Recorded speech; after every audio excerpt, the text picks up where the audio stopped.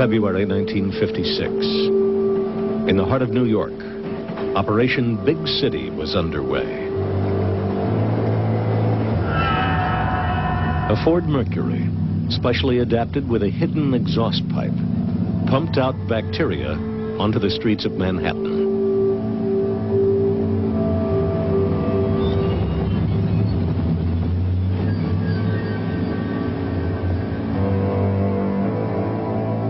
Undercover agents entered the city's subway system, their cases equipped with tiny motors, which covertly dispersed the bacteria Bacillus globuli.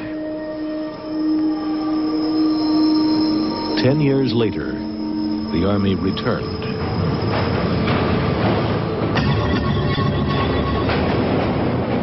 Light bulbs filled with bacteria were dropped in front of trains and down ventilation shafts to test how far the bacteria would spread through the subway system.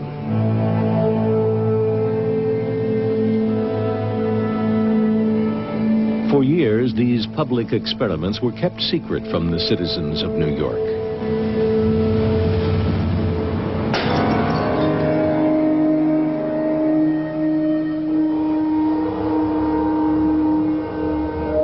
The Army faithfully filmed its own experiments.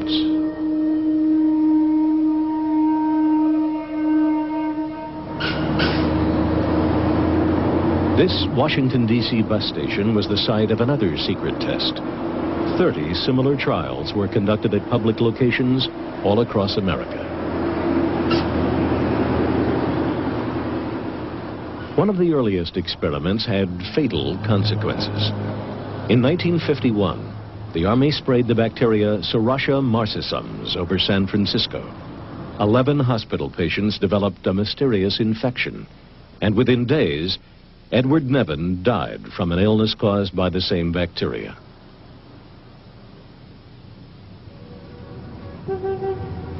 In 1953, CIA employee Frank Olson leaped through his bedroom window on the 10th floor of this New York hotel.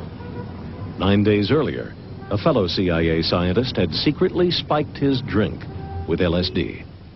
It took the government 22 years to acknowledge its role in Frank Olson's death. Another cover-up concerned the death of a civilian, Harold Blower. Suffering from depression, he was a patient at the New York State Psychiatric Institute.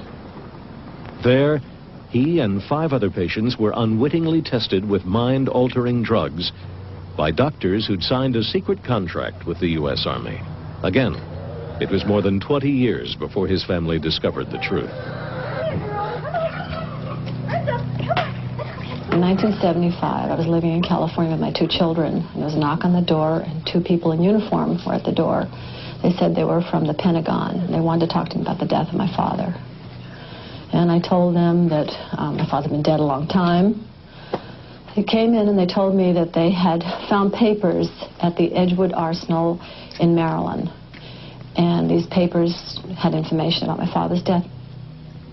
It took Harold Blower's family 15 years of fighting the government in court before a judge's ruling established the facts. On January 8, 1953, between 9:53 and 9:57 a.m., my father was injected with 450 milligrams, or 6.47 milligrams kilograms of body weight of EA-1298. According to the drug study notes, at 9:57, my father became very restless and had to be restrained by the nurse. He began sweating profusely and flailing his arms wildly. At 10:01, he pulled up in bed, his body stiffened, his teeth clenched, and he began frothing at the mouth. Similar reactions continued for over an hour.